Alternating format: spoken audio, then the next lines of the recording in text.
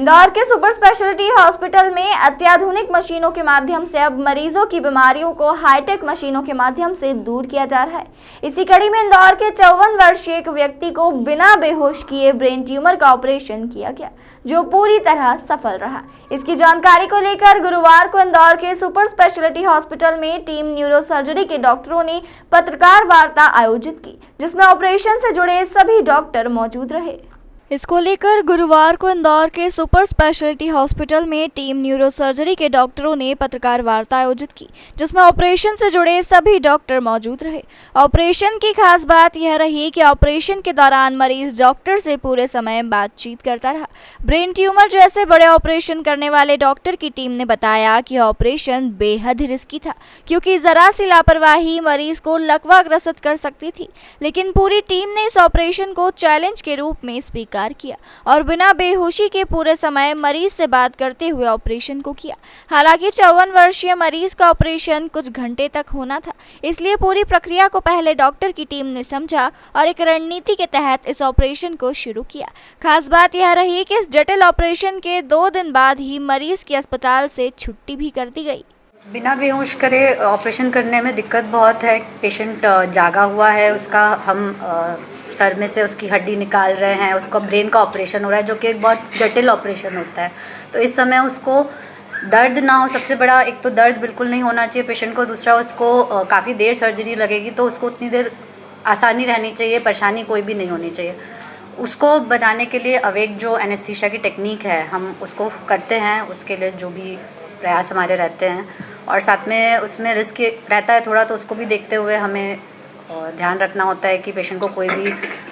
झटका दौरा दोबारा ना पड़े, क्योंकि करंट दिया गया तो ये एनेस्थीसिया के थ्रू ही पॉसिबल हो पाया है।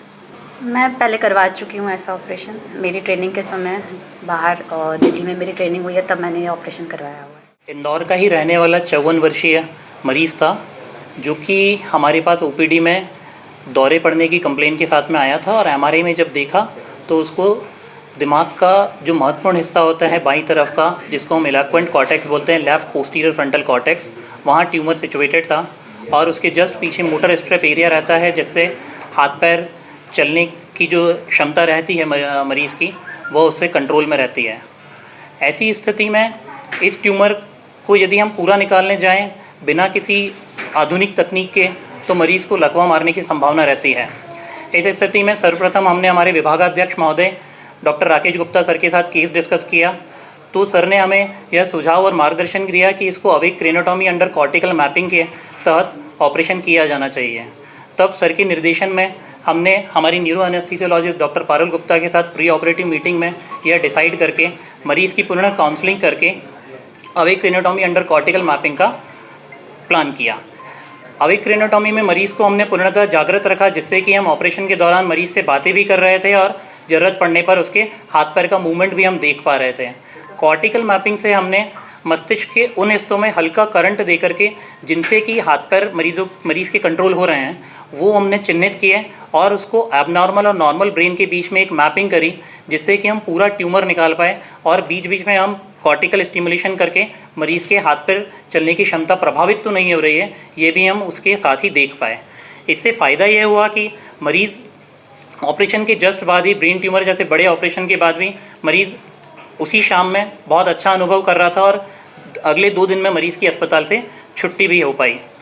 अगली चीज़ ये है कि ये शासकीय अस्पताल में हमारे संभागायुक्त महोदय और डीन सर के और सुमित शुक्ला सर और ED Bhatnagar sir nodal officer जो हैं, उनके प्रयासों से जो आधुनिक तकनीकी सुपर स्पेशलिटी अस्पताल में दिन पे दिन डेवलप हो रही हैं, उसके लिए एक आम मरीज़ को काफ़ी सुविधाएं बढ़ गई हैं और इस तरह की जो ऑपरेशन है शासकीय अस्पताल में आयुष्मान योजना के तहत पूर्णतः मरीज़ को मिलना आरंभ हो गए हैं।